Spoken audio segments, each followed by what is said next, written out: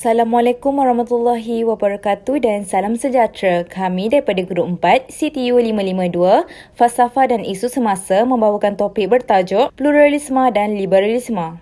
Aliran Liberalisme, pengenalan, sejarah, tokoh dan prinsip. Apa itu fahaman liberalism? Fahaman liberalism adalah sebuah fahaman politik yang menegaskan hak-hak kebebasan individu.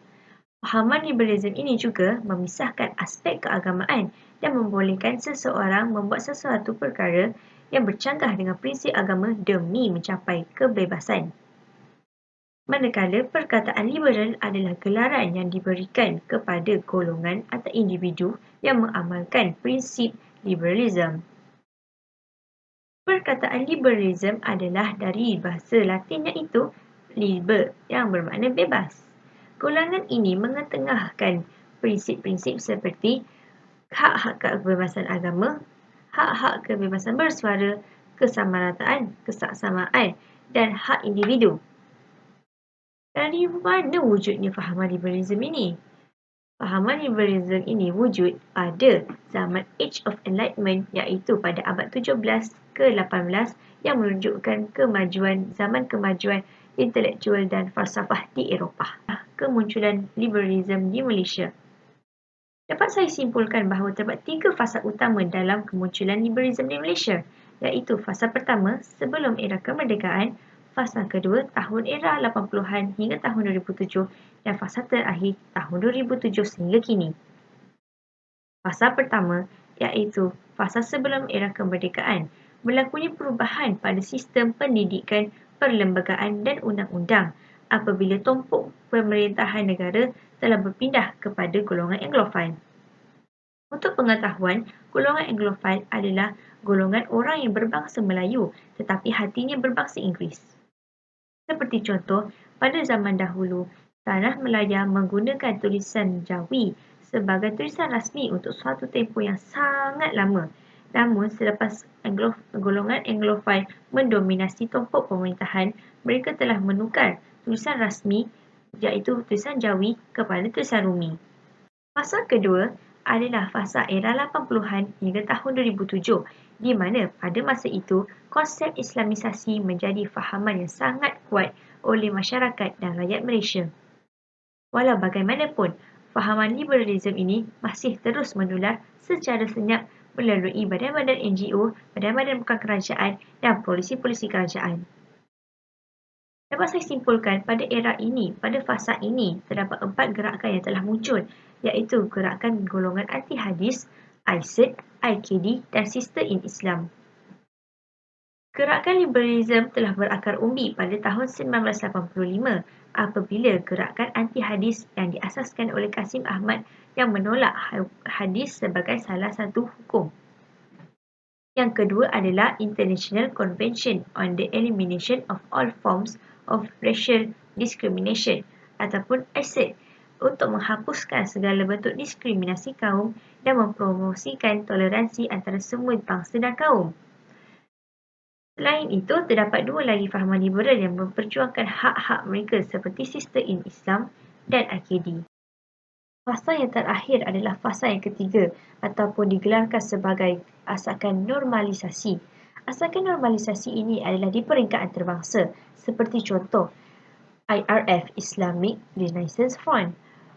IRF ini telah ditubuhkan di Malaysia pada tahun 2009 oleh Tariq Ramadan dan bertapak di Pavilion Kuala Lumpur, Bintang. Seterusnya, saya akan menjelaskan jenis-jenis fahaman liberalism. Sebenarnya terdapat 9 jenis fahaman liberalism, tetapi saya akan menerangkan 4 sahaja. Pertama, fahaman liberalism klasikal. Fahaman ini menekankan kerasional manusia untuk berfikir, menekankan hak-hak pribadi dan persaran bebas serta perlindungan hak-hak sivil.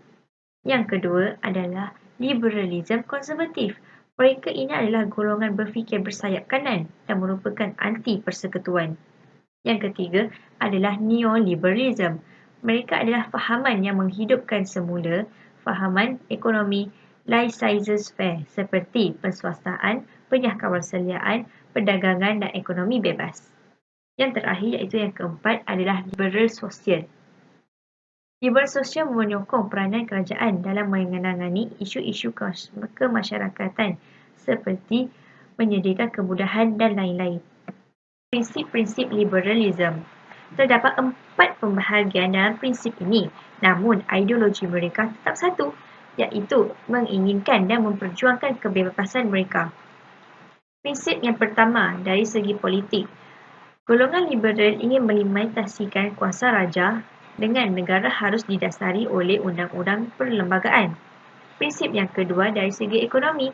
Golongan liberal ingin menerapkan ekonomi yang bebas dan tugas kerajaan hanya mengawal dan menjaga kelancaran aktiviti ekonomi masyarakat. Yang ketiga, dari segi agama, golongan liberal menginginkan setiap anggota masyarakat adalah bebas beragama. Namun timbul pula masalah seperti sekularisme dan ateisme. Prinsip yang keempat adalah dari segi sosial. Golongan liberalisme menginginkan kerajaan mereka menggunakan kuasanya dengan menyediakan kemudahan masyarakat kerana mereka menganggap itu adalah hak-hak kemasyarakatan. Tokoh-tokoh liberalisme daripada barat. Yang pertama adalah John Locke. John Locke merupakan bapa liberalisme, seorang doktor dan seorang ahli falsafah Inggeris. Menurut John Locke, manusia tidak tertakluk kepada reka bentuk alam tetapi bebas. Di dalam buku penulisan beliau mengemukakan dua idea liberal, iaitu kebebasan ekonomi di mana manusia bebas berbelanja dan berharta, dan satu lagi adalah kebebasan hati. Tokoh yang kedua adalah Adam Smith. Adam Smith merupakan bapa ekonomi moden. Beliau juga memperkenalkan satu teori yang mengatakan seseorang boleh bina kehidupan yang lebih baik dan ekonomi yang kukuh tanpa bantuan kerajaan. Selain itu, Adam Smith memperkenalkan sistem laissez-faire, iaitu pasaran bebas dengan menukarkan sosial organisasi. Tokoh liberalisme daripada Asia. Yang pertama adalah Astra Jabat. Astra Jabat dilahirkan di Narathiwat, Thailand. Namun, penulisan beliau hangat diperkatakan di Malaysia sehingga sering mendapat jemputan dan undangan di ceramah-ceramah di negara kita. Penulisan kontroversi Astra Jabat antaranya adalah Firaun baik dan Firaun jahat, rambut wanita bukanlah aurat, dan beliau tidak mempercayai azab dan nikmat kubur. Tokoh yang kedua adalah Kasim Ahmad. Kasim Ahmad adalah pelopor liberalisme dan pengasas sosialis di Malaysia. Beliau mengkritik dan menolak para ulama daripada parti PAS dan beliau juga menolak hadis sebagai salah satu hukum. Rumusan yang saya dan rakan seperjuangan saya dapat kaji daripada pemikiran liberalisme adalah: yang pertama, kita tidak seharusnya meracuni akidah umat Islam. Kita seharusnya percaya dan yakin bahawa agama Allah iaitu Islam dan wahyu yang diturunkan kepada Nabi Muhammad SAW adalah benar. Yang kedua, kita perlu bertanggungjawab terhadap diri sendiri dan memahami toleransi antara agama dan bangsa, seperti tidak mencampur adukkan fahaman seperti kaum, agama, bangsa menjadi satu fahaman sahaja. Yang ketiga, kita jangan meletakkan atau menyangka bahawa semua agama adalah setaraf. Kita sebagai umat Islam haruslah merujuk Alkitab dan Al-Sunnah sebagai panduan hidup sepanjang zaman. Bahagian 2. Pluralisme agama, pengertian, isu semasa dan ciri-ciri. Apakah itu pluralisme agama? Pluralisme agama merupakan salah satu elemen yang begitu kuat diperjuangkan oleh pengikut liberal dan pejuang hak asasi manusia. Pluralisme berasal daripada istilah bahasa Inggeris iaitu plural yang merujuk kepada kewujudan lebih daripada satu entiti.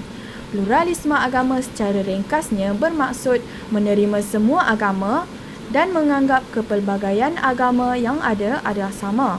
Antara fahaman pluralisme ialah tidak mempunyai satu agama yang eksklusif untuk menjadi sumber kebenaran.